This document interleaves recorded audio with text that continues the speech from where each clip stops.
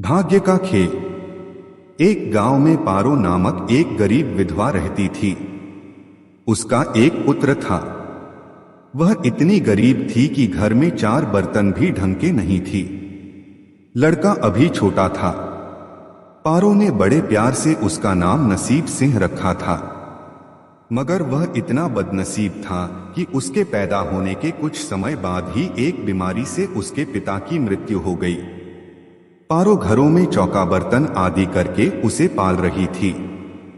उसे पक्का विश्वास था कि नसीब सिंह बड़ा होकर उसके सारे संकट दूर कर देगा और उसका बुढ़ापा चैन से गुजरेगा। इसी आस में रात दिन मेहनत करके वह अपने बेटे को पाल रही थी। नसीब सिंह था तो छोटा, किंतु समझदार बहुत था। संयम और धीरज की उसमें कमी न थी। किसी भी बात को गहराई तक जानने की उसमें प्रबल उत्सुकता रहती थी। एक दिन उसने अपनी मां से पूछा, मां, हम इतने गरीब क्यों हैं? यह सब तो ईश्वर की मर्जी है बेटे। दुखी स्वर में पारो ने कहा, सब नसीब की बात है। मगर नसीब सिंह यह उत्तर पाकर संतुष्ट नहीं हुआ।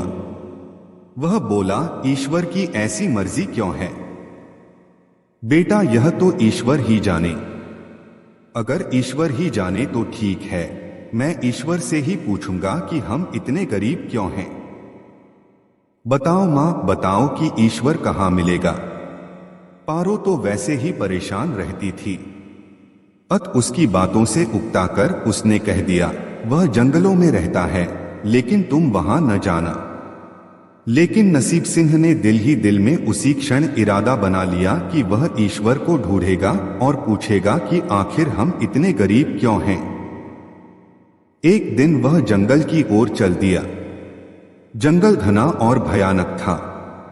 चलते चलते नसीब सिंह बुरी तरह थक गया, मगर भगवान की परछाई भी उसे दिखाई नहीं दी।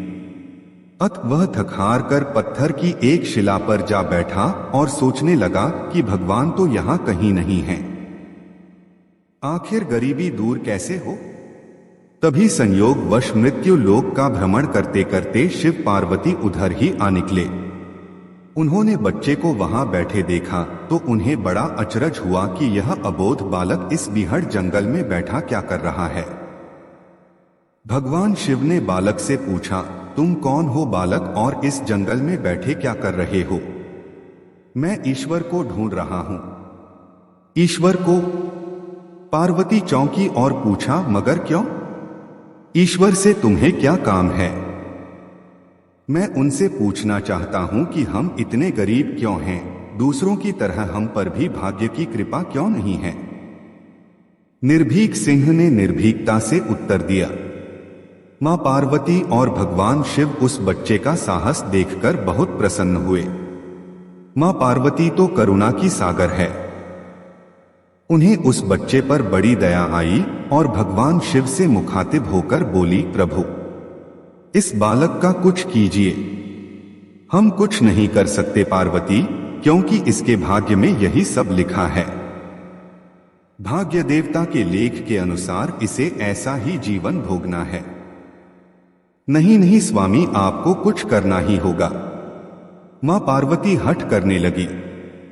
जिद न करो पार्वती, यदि हम उसे कुछ दे भी देंगे तो वह इसके पास नहीं रुकेगा। इसे वैसा ही जीवन जीने दो जैसा भाग्यदेव चाहते हैं। नहीं प्रभु, इसकी गरीबी दूर करने के लिए आपको इस पर कृपा करनी होगी। जब मां पार्वती जिद करने लगी तो भगवान भोले शंकर ने बच्चे को एक हार दे दिया। हार पाकर नसीब सिंह बहुत प्रसन्न हुआ और खुशी खुशी अपने घर को चल दिया। मां पार्वती संतुष्ट थी कि उन्होंने एक अबोध बालक की मदद की और अब उसके दिन सुख से कटेंगे। लेकिन त्रिकालदर्शी भोले बाबा जानते थे कि यह हार उसके पास रहेगा ही नहीं। चलते चलते नसीब सिंह के पेट में अचानक दर्द उठा और वह शौच के लिए इधर उधर देखने लगा। उसने भगवान शिव का दिया हार पत्थर की एक शिला पर रख दिया और झाड़ियों के पीछे चला गया। तभी एक चील कहीं से उड़ती हुई आई और उस हार को उठाकर उड़ गई। लेकिन नसीब सिंह मां की उदासीनता देखकर हतोत्साहित नहीं हुआ। उसने मन ही मन निर्णय लिया कि वह कल फिर वहीं जाएगा और भगवान शिव पार्वती को अपनी विपदा सुनाएगा। उसका विश्वास था कि भगवान शिव उस धूर्त चील को अवश्य ही दंड देंगे।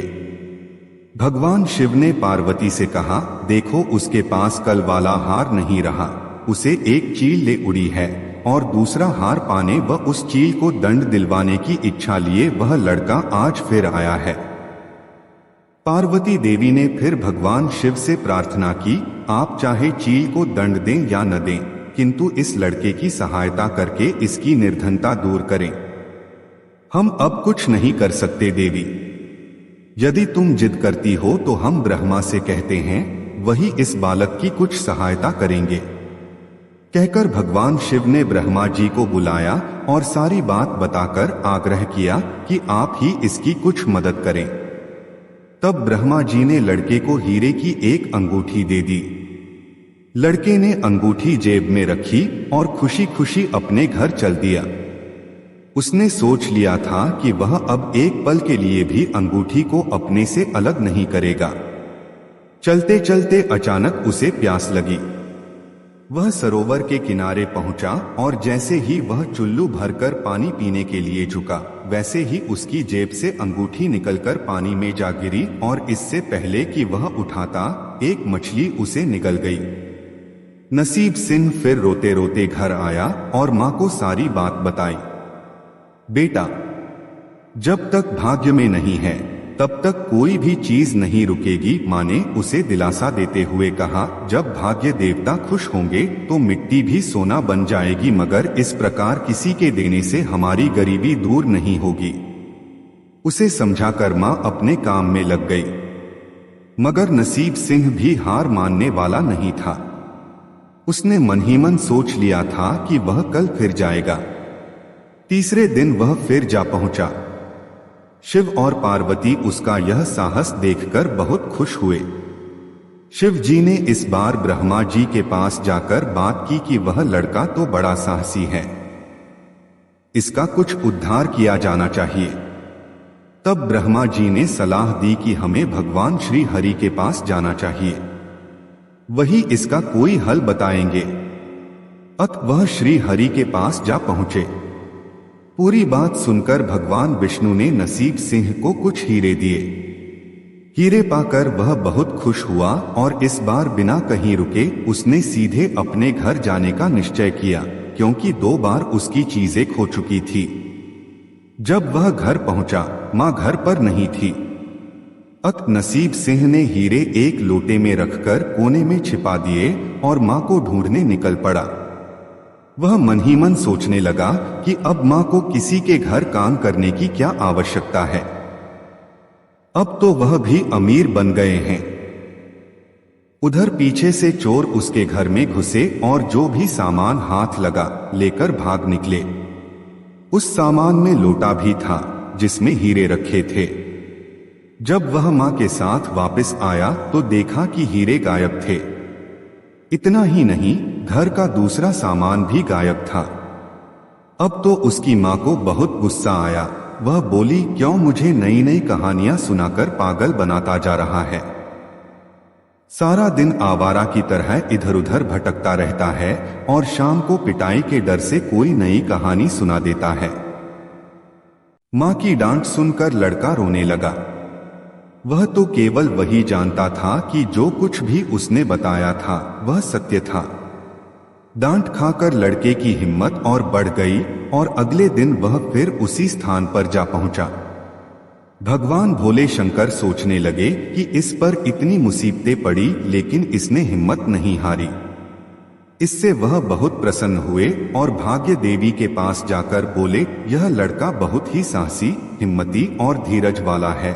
ऐसा व्यक्ति अभागा नहीं हो सकता, इसे कुछ दे दो। आज्ञा पाकर भाग्य की देवी ने नसीब सिंह को सोने का एक सिक्का दिया। सिक्का लेकर नसीब सिंह खुशी खुशी अपने घर को चल दिया। जब उसने घर जाकर वह सिक्का अपनी मां को दिया तो उसकी मां बहुत खुश हुई। अब क्योंकि उन पर भाग्य देवी की कृपा हो गई थी, सारे काम ही अपने आप शुभ होने लगे। दूसरे दिन ही एक मछली वाला उसके गांव में मछली बेचने आया तो लड़के ने वही सिक्का देकर मछली खरीद ली।